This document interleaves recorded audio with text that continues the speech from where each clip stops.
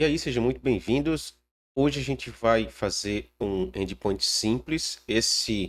Essa aula, a intenção dela é que você aprenda a criar um live view, as funções principais de um live view, como utilizar, como criar uma rota, né, um endereço URL para a gente acessar a página. A gente vai aprender a gente vai criar um input test, onde a gente vai escrever nesse input test e o texto que a gente escrever lá vai aparecer do lado ou embaixo ou em algum lugar na tela ao mesmo tempo em que a gente vai escrevendo. A gente vai fazer como se fosse um Hello World para você se familiarizar com um pouco com o Live View. Então vamos lá, vamos abrir o projeto aqui. Esse é o projeto quando você cria com o Phoenix Live View. Então a gente vai criar um Live View, tá?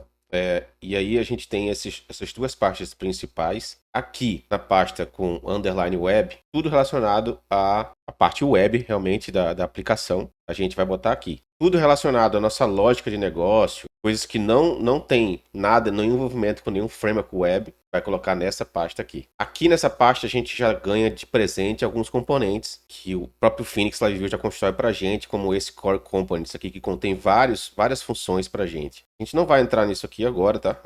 Vamos criar o nosso Live View. A gente vai criar um Live View para fazer tipo um Hello World.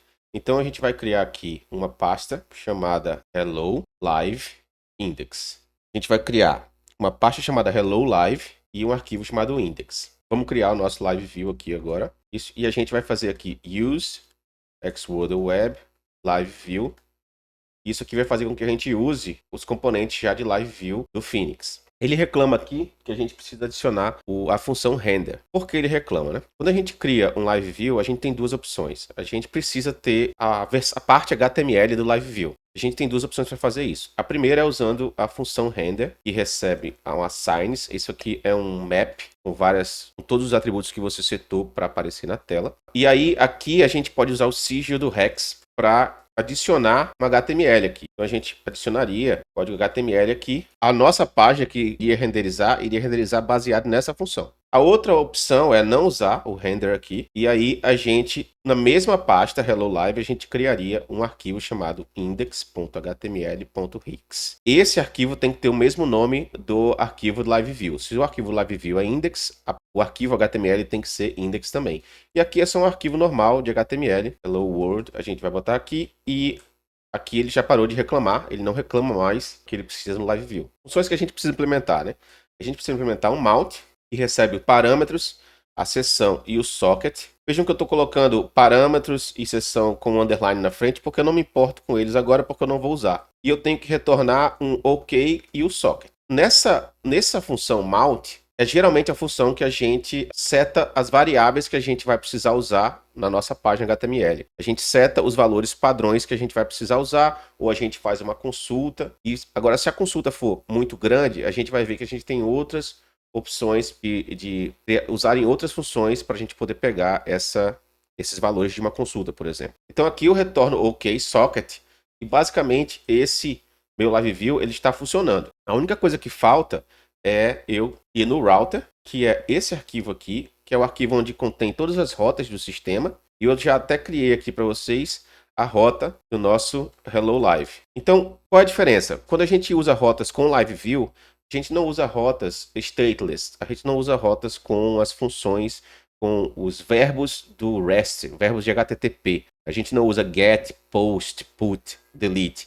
A gente usa o live, porque o Live View ele se comunica através de WebSocket. Ele cria um WebSocket e ele se comunica através desse WebSocket. A gente vai ver numa aula posterior o ciclo de vida do Live View para vocês entenderem melhor como funciona.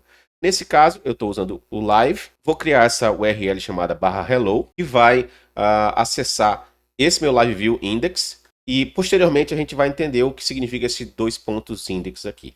Agora com essa URL setada, a gente pode vir aqui, startar o projeto, e assim que ele compilar e startar, a gente vai vir aqui no Chrome e a gente vai ver que está aqui o Hello World. Esse Hello World foi que a gente setou aqui no index.html. Agora a gente vai modificar esse index.html, tá?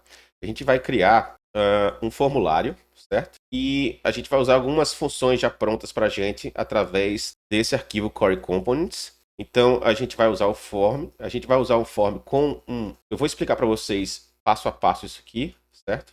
Deixa eu só escrever. A gente vai criar um evento de change aqui chamado change input. A gente vai fechar esse form e pronto. Vamos só adicionar os inputs logo aqui necessários. Pronto. A gente criou aqui um input. Vamos criar aqui uma outra div, onde a gente vai mostrar o valor digitado nesse input aqui. Então, o que aconteceu aqui? A gente está criando um formulário. Esse formulário ele vai usar como estrutura de dados para o formulário uma variável chamada @form. Esse @form a gente vai setar no index.x no LiveView aqui. Já vocês vão entender. E esse @form ele é um map. Esse map ele tem um dos parâmetros do map, uma das chaves do map é esse input aqui. Então, esse input ele vai ser setado aqui como value desse input text. O que a gente digitar nesse input text vai aparecer aqui nessa div através da variável @output que a gente também vai setar. Para a gente fazer isso funcionar, vou fechar aqui, a gente vai vir aqui no index e na hora que a gente está montando o LiveView, a gente vai ter que setar essas duas variáveis, o @form e o @output. Então,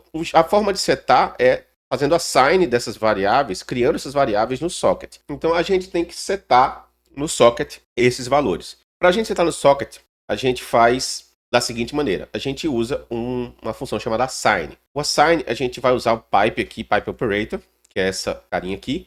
E a gente vai fazer assign input do form, que é o nome que é o @form, esse @form aqui, certo? A gente vai fazer form e a gente vai criar um map novo. Vamos criar um map aqui com a nossa variável input vazia. Então agora a gente tem aqui o form e agora a gente vai também precisar setar o output. Então a gente vai setar o output e o output a gente vai setar como vazio por enquanto. Então agora a gente tem setado o input e o output. Se a gente for rodar a aplicação e ver ela funcionando, a gente vai ver que tem aqui o input já. A gente vai escrever aqui, na hora que a gente escrever vai dar problema. Por quê? Porque a gente não tem ainda essa função aqui. A gente está usando aqui um form binding. Esses bindings nada mais são do que DOM element bindings. O que eles fazem? Eles associam interações do cliente com o servidor. Então, se você tiver um clique de um botão, quando você pressiona uma tecla, quando você solta essa tecla, ou quando você, nesse caso, modifica alguma coisa no formulário, nesse caso aqui o phxChange, ele significa isso, quando você modifica alguma coisa dentro do formulário, ele vai disparar esse evento. Então, existem vários outros tipos de evento. Então, esse bind específico, ele vai interagir com qualquer mudança no formulário. Então, se houver alguma mudança de valor em algum input, por exemplo, esse input aqui, que é o input text, ele vai chamar essa função change input. E no momento, a gente não tem essa função, então toda vez que eu chamo, ele dá esse erro aqui. O que ele diz aqui? Ele diz, olha, no index, no Hello Live index, o handle event não existe, ele não está definido ou ele é privado. Ele não consegue encontrar esse evento change input. A gente tem que criar ele. Como é que a gente faz? A gente vai vir aqui e vai criar. Essa função precisa retornar no reply e o socket. Eu não sei como vem o parâmetro, eu vou botar aqui um inspect. Eu vou setar um label aqui, parâmetros do formulário. Vamos rodar agora aqui. Vamos ficar de olho aqui nessa aplicação. Vamos rodar aqui, tentar setar. Quando a gente vier aqui agora, a gente escrever alguma coisa. Nada aconteceu ainda, mas a gente no nosso servidor vai ter aqui aquele io expect inspect que a gente setou. Vai mostrar no log aqui, vai cuspir aqui no log pra gente. E a gente agora tem uma ideia de como vem o parâmetro. O parâmetro ele vem assim. Então a gente pode vir aqui agora e usar pattern matching para pegar esse parâmetro. Então agora a gente sabe que tem o value. E o que a gente quer é mandar para o output esse valor. Como é que a gente faz isso? Do mesmo jeito que a gente fez no mounted, na função mount. A gente vai vir aqui, usar o pipe, fazer um assign do output value e agora a gente vai ter o valor sendo setado na variável output. Vamos ver como é que funciona? Ó, vamos fazer o reload. Eu estou escrevendo meu nome e está aparecendo. Então, eu posso fazer várias coisas. Por exemplo, eu posso fazer isso aqui, hello e o valor. O valor que eu escrever vai aparecer concatenado junto com hello. Então, se eu for lá, eu fizer world, na verdade, eu acho que vou ter que aqui fazer o reload aqui, por algum motivo não fez reload. Então, quando eu fizer aqui world, vai aparecer hello world. Então, não desapareceu aqui também, né? A gente teria que fazer algum outro evento. E a gente pode até fazer isso também. Ó. Quando eu tiver um valor que for vazio, então eu vou fazer um pattern matching aqui também. Handle event, change input, onde o input for vazio E aí eu vou setar o valor para valor do socket, eu vou setar para vazio. Essa é uma opção. Outra opção é eu fazer de um jeito que eu usar um código de um jeito onde eu só tenha essa função e quando o valor for vazio eu não sete o hello. Eu quero mostrar para vocês como é que funciona com pattern matching, tá? Então se a gente fizer aqui, ó, recarregar aqui, se eu fizer um world vai aparecer, quando eu não tiver nada ele vai desaparecer. Com pattern matching também a gente pode resolver isso. Vamos fazer um resumo do que a gente aprendeu. A gente tem um router, que é onde a gente seta nossas rotas, certo? Então aqui a gente tem quando a gente quiser setar rotas com live view, a gente usa o live. A gente adiciona a URL que a gente quer setar esse live view, né? Esse live view vai estar setado toda vez que a gente acessar a rota /hello. Então toda vez que eu acessar a rota /hello, eu vou ter o hello live index sendo acessado. Quando o hello live index for acessado, o que vai acontecer? O live view vai chamar a função mount, a gente vai setar as variáveis necessárias que a gente precisa carregar na tela. Na nossa tela aqui a gente aprendeu também que a gente tem funções eventos e bindings que disparam funções no nosso live view aqui, onde a gente pode executar, fazer toda a lógica que a gente precisar fazer para executar o que a gente quiser executar. Nesse caso a gente só quis pegar o valor do value e setar na variável output. A última coisa que a gente precisa fazer aqui seria fazer o commit, né? A gente teria aqui o git status, a gente tem o nosso commit aqui, o que a gente precisaria, a gente faria o quê? Git add ponto, e agora o nosso git status, ele está com todos os arquivos que seriam adicionados, o router ele foi modificado e os outros dois arquivos criados, a gente faria um git commit e a gente colocaria a nossa mensagem aqui e depois faria um git push. A gente não vai fazer isso, tá? Eu vou até fazer um git reset aqui para vocês verem o que acontece.